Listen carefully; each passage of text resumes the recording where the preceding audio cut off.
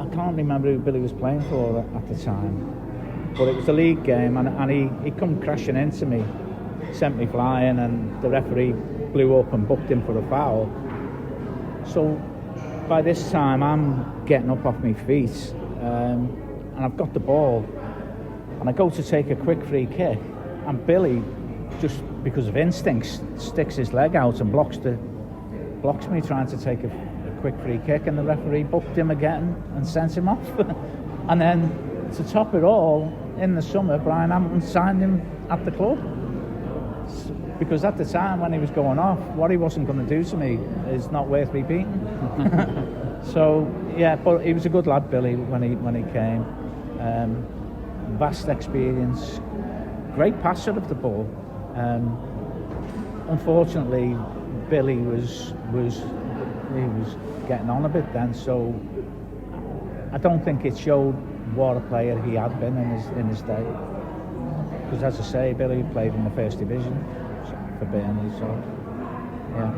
I cut you off when asking the question though. How do you think you would have slotted in the modern day game? It's difficult to say, isn't it? It's so quick now. I mean, I think first and foremost now you've got to be an athlete, 100 metres sprinter, and if you can play football after that, it's a bonus. So it's changed so much. I'd like to think I would have done okay. So we've talked a bit there about the 83-84 season. 84-85 is when your first spell at the club comes to an end. It's when Brian Hamilton's tenure as manager comes to an end as well.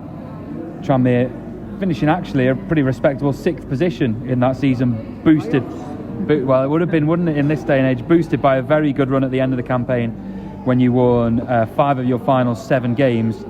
You getting on the score sheet in a win over Southend and a defeat to Aldershot. Why did that season end up being your final one of that spell? At the time, Brian was sacked before the season finished, and Ray took over to the end of the season. I think it was a handful of games Ray was in charge.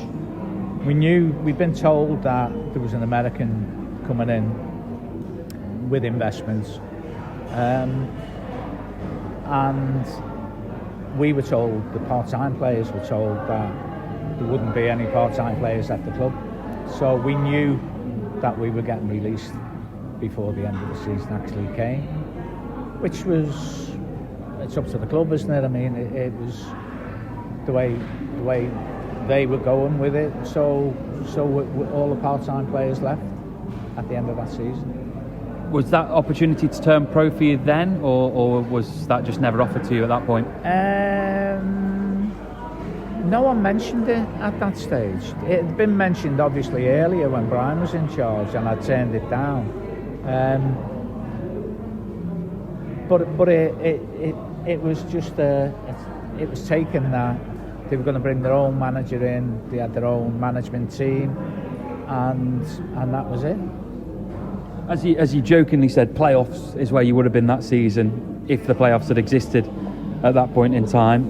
You had the quite remarkable double act of John Clayton and Colin Clark as your 2 centre forwards that year. When you look back on it, and I'm looking now, they scored 53 league goals that season between them. Clark got 22, Clayton got 31, and you yourself got a further 6, so there were plenty of goals coming throughout the team. Does it almost feel like a slight missed opportunity that you didn't get a bit higher in the league with all those goals that you had? Yeah. We were flying that season. Clarkey was unbelievable. Absolutely. He I wouldn't say he carried. John Clayton got, as you say, 31 goals, but Clarkey was, the amount of assists he must have had that season must have been incredible, because he did. I'm not taking anything away from John, because he's still got to score them goals. But Clarkey was unbelievable, and I think they sold them both at the end of that season, didn't they? Yeah, well, Clark certainly went. And for me, that showed Why would you do that if you've got investment coming in? You've got the two top strikers probably in the league that season. Why would you sell them?